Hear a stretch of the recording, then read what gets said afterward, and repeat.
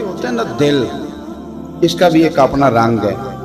دل کو عربی میں قلب کہتے ہیں. قلب کہتے ہیں الٹ پلٹ ہونے والی چیز کو. یہ سویرے کہیں ہوتا ہے، دوپہر کہیں اور ہوتا ہے، شام کو کہیں، یہ الٹ پلٹ ہوتا رہتا ہے. وہ شاعر نے کہا تھا کہ درد اگرچہ جان گزل ہے، کروں کیا کہ یہ دل ہے. غمیش کا اگر نہ ہوتا تو پھر غم روزگار ہوتا. یہ الٹ پلٹ ہوتا رہتا ہے. اس کے اندر چیزیں پیدا ہوتی رہتی ہیں. یہ کبھی کچھ سوچتا ہے، کبھی کچھ چاہتا ہے، کبھی کچھ کہتا ہے. کریں کیا اس کا؟ تو اللہ کریم نے فرمایا الا بذکر اللہ تطمئن القلوب. سن لو، خبردار ہو جاؤ، بے شک اللہ کے ذکر میں ہی دلوں کا چین ہے. اچھا جی، یہ کس طرح چین ہے؟ اللہ کے ذکر میں کس طرح چین ہے؟ صدر الافاضل سید نعیم الدین صاحب مراد آبادی رحمۃ اللہ علیہ آیت کا مطلب سمجھاتے ہیں. فرماتے یہ چین اس طرح ہے کہ اللہ کے رحمت کو، اس کے فضل کو، اس کے احسان کو، اس کے کرم کو یاد کرتے رہو، رب تمہارے دلوں کو چین دیتا رہے. اس کے فضل کو یاد کرو. الا بذکر اللہ تطمئن القلوب. خدا کا احسان یاد کرو، اس کا فضل یاد کرو. دیکھو نا کتنا کرم ہے اس کا. اس کی رحمت کو یاد کرو، ذہن بنا لو کہ وہ بڑا کریم ہے، اس نے فضل ہی کرنا ہے، اس نے رحمت ہی کرنا ہے. اس کی رحمت پر اپنی توجہ کو مرکوز کرو، رب دل کو سکون دے دے گا. اللہ دل کو سوچنے کا انداز ہے نا.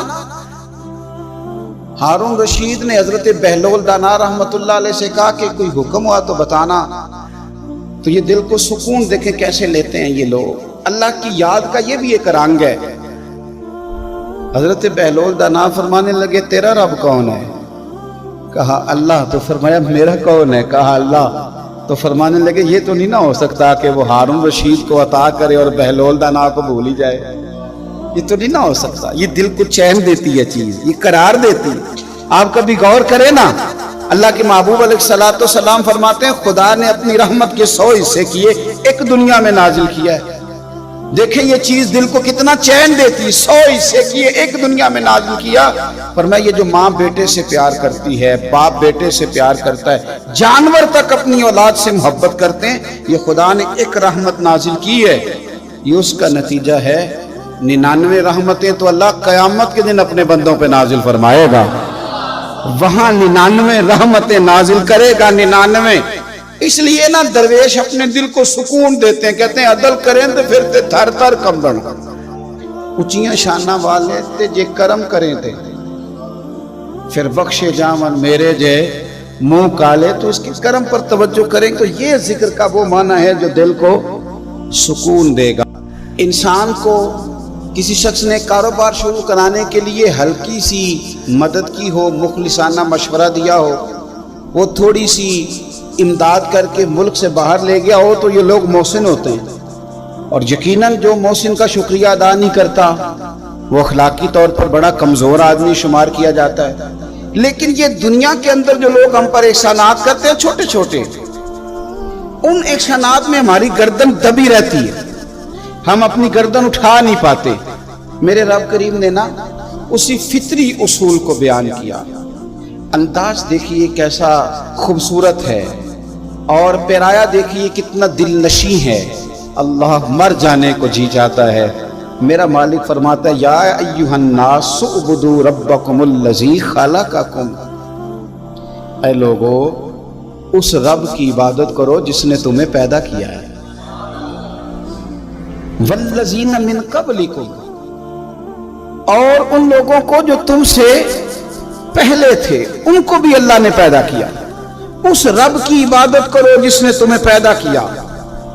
دنیا میں چھوٹے چھوٹے احسانات پر انسان تشکر میں رہتا ہے، تو جس نے پیدا کیا، فنا سے جو بقا میں لایا، ہمارا وجود ہی جس کے کرم کا صدقہ ہے، ہمارا دیکھنا جس کی عطا کا صدقہ ہے، بولنا جس کے فضل اور احسان کا مرہون من. اس رب کی عبادت کرو جس نے تمہیں پیدا کیا اور تم سے پہلے لوگوں کو پیدا کیا. لعلکم تتقون، تاکہ تم پرہیزگار بن جاؤ. عبادت کا نفع بھی تمہیں ہی ہوگا، کرو گے تو پرہیزگار بن جاؤ، تقویٰ ملے گا. اور فرمایا الذی جعل لکم الارض فراشا والسماء بناء وانزل من السماء ماء، فرمایا وہ جس نے تمہیں پیدا کیا. پھر اگلی جو بات ہے وہ کمال ہے، صرف پیدا کر کے چھوڑ نہیں دیا. الذی جعل لکم الارض فراشا، پھر اس نے تمہارے لیے زمین کو فرش بنایا. والسماء بناء، اور آسمان کو چھت بنایا. تمہیں چھوڑ نہیں دیا بلکہ تمہارے لیے سارے بندوبست کیے.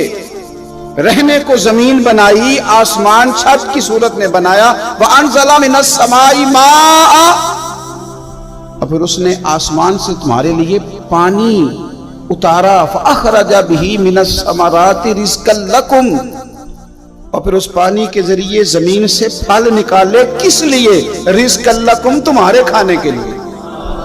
تمہیں پیدا کیا، تمہارے لیے زمین کا فرش بنایا، آسمان کو چھت بنایا، آسمان سے پانی برسایا، پھر اس کی وجہ سے زمین سے پھل نکالے تمہارے کھانے کے لیے. پیدا بھی وہ کرے اور تم سے پہلوں کو بھی وہی پیدا کرے. تمہارے ماں باپ کو، تمہارے باپ دادا کو، تمہارے پردادا کو، تمہاری ساری نسلوں کو پیدا کرنے والا بھی وہی ہو.